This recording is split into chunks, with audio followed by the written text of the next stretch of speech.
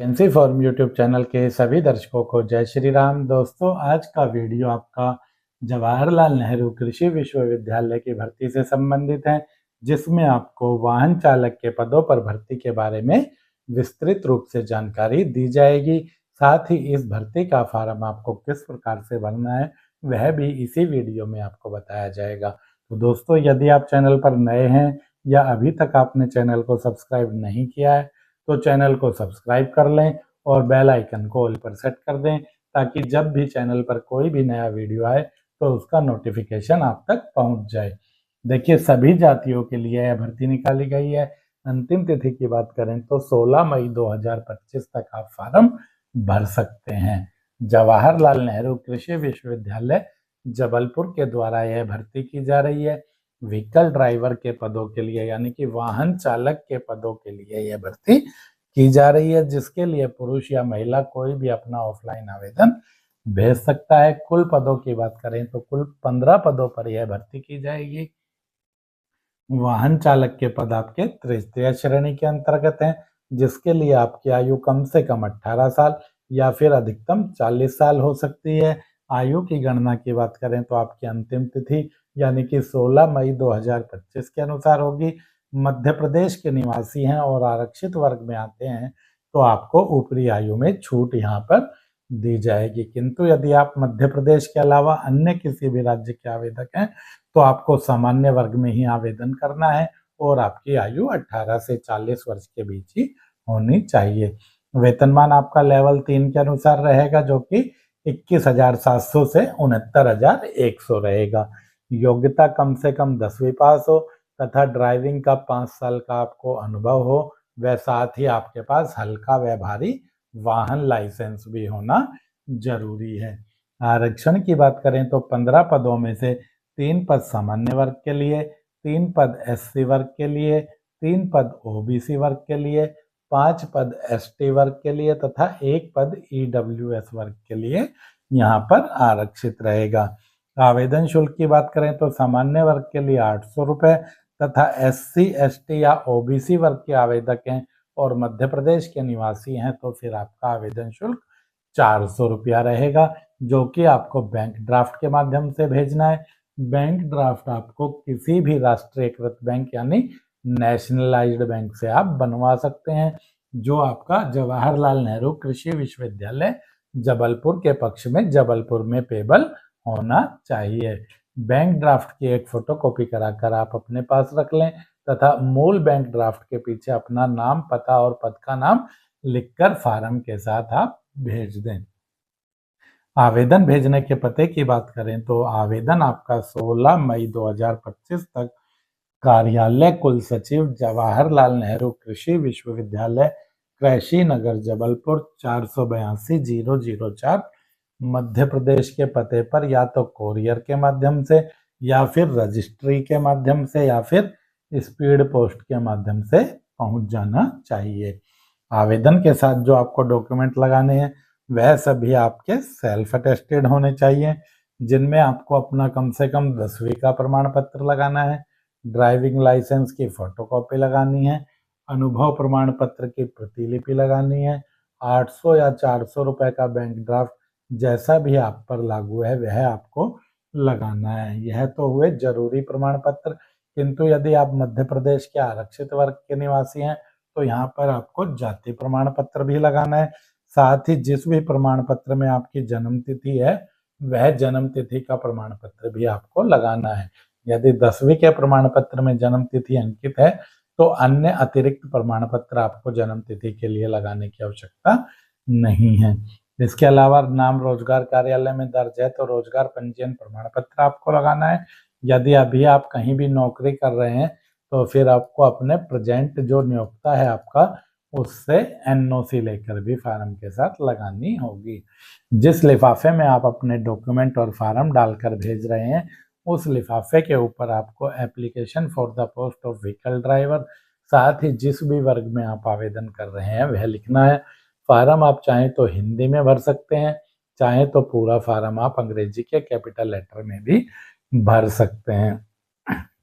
दोस्तों, इन पदों पर भर्ती के लिए यदि आप विज्ञापन देखना चाहें तो जवाहरलाल नेहरू कृषि विश्वविद्यालय की जो वेबसाइट है jnkvv.org, उस पर आप इस भर्ती का नोटिफिकेशन देख सकते हैं। नई नई रोजगार सूचनाओं की जानकारी के लिए आप हमारे टेलीग्राम चैनल सिंघल प्रकाशन से जुड़ सकते हैं। टेलीग्राम से जुड़ने का लिंक आपका इस वीडियो के डिस्क्रिप्शन में है।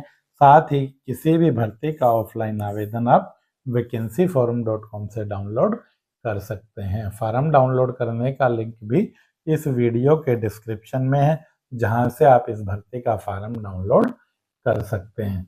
फार्म आपको किस प्रकार से भरना है, देखिए यहाँ पर आपको अपना एक पासपोर्ट आकार का फोटोग्राफ है वह अच्छे से चिपका देना है।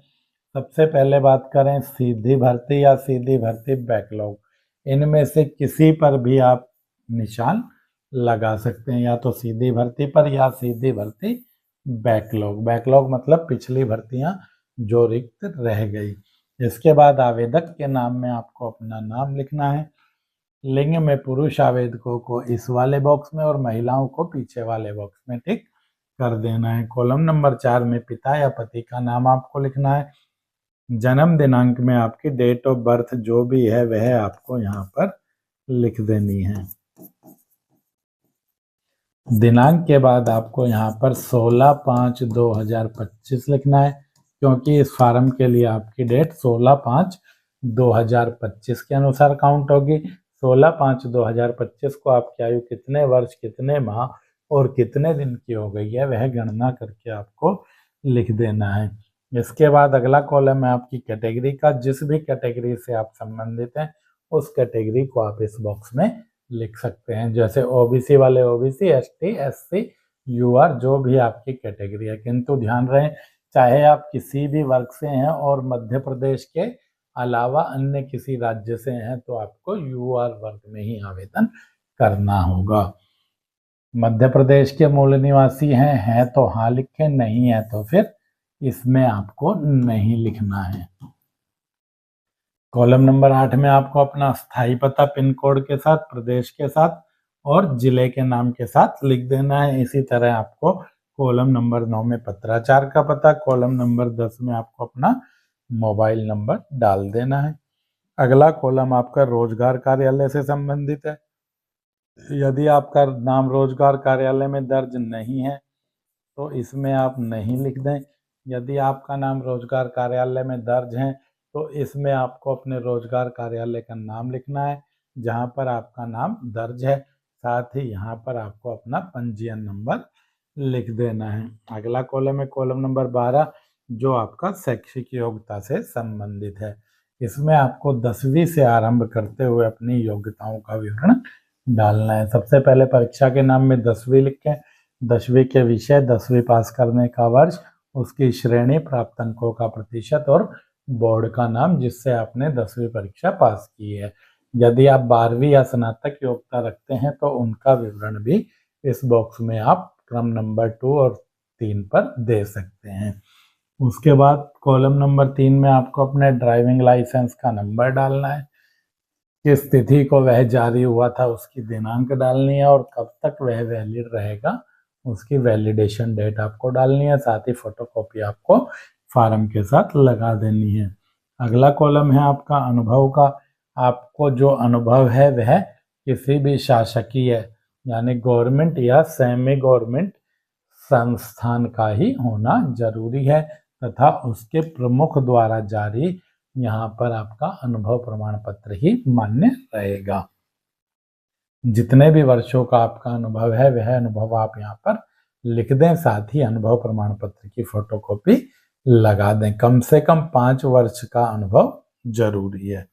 अगला कॉलम है आपके संतानों से संबंधित। यदि आप विवाहित हैं और संतान है तो संतान का नाम, पुत्र है या पुत्री, उसकी जन्म दिनांक और उसकी उम्र आपको इस कॉलम में लिखनी है। जिन आवेदकों के संतान नहीं है वह यहाँ पर पहले ही नहीं लिख दें।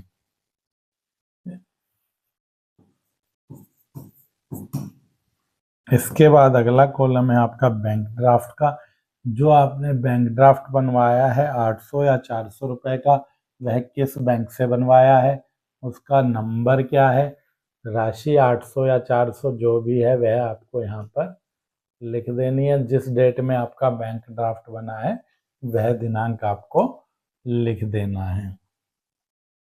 अगला कॉलम है संलग्न प्रमाण पत्रों की सूची। जो भी डॉक्यूमेंट आप लगा रहे हैं, 10वीं का प्रमाण पत्र, ड्राइविंग लाइसेंस, अनुभव, इसके अलावा यदि आरक्षित वर्ग में आते हैं, मध्य प्रदेश निवासी हैं तो जाति प्रमाण पत्र, रोजगार कार्यालय में नाम दर्ज है तो रोजगार पंजीयन प्रमाण पत्र, या जो भी प्रमाण पत्र आप फार्म के साथ लगा रहे हैं उसका विवरण आपको इसमें डाल देना है। अगला है आपका घोषणा। घोषणा में सबसे पहले आपको अपना नाम लिखना है। यहाँ पर आपको अपने पिता का नाम लिखना है। दिनांक में फार्म भरने की तिथि आपको डालनी है। स्थान में आपको अपने गांव या शहर का नाम जहाँ पर आप निवास करते हैं वह लिख देना है। इसके बाद आवेदक के हस्ताक्षर के ऊपर आपको हिंदी या अंग्रेजी में आपको अपना हस्ताक्षर कर देना है। पूरे नाम वाली लाइन में आपको अपना नाम लिख देना है। कार्यालय, विभाग, इकाई प्रमुख की सिफारिश, यहाँ पर आपको कुछ भी करने की आवश्यकता नहीं है, यह डिपार्टमेंटल है। तो वीडियो में अंत तक बने रहने के लिए धन्यवाद। वीडियो पूरा देखने के बाद भी यदि आपका कोई कमेंट है तो कमेंट सेक्शन में कमेंट करके पूछ सकते हैं। मिलते हैं जल्दी अगली वीडियो में। जय हिंद, जय भारत।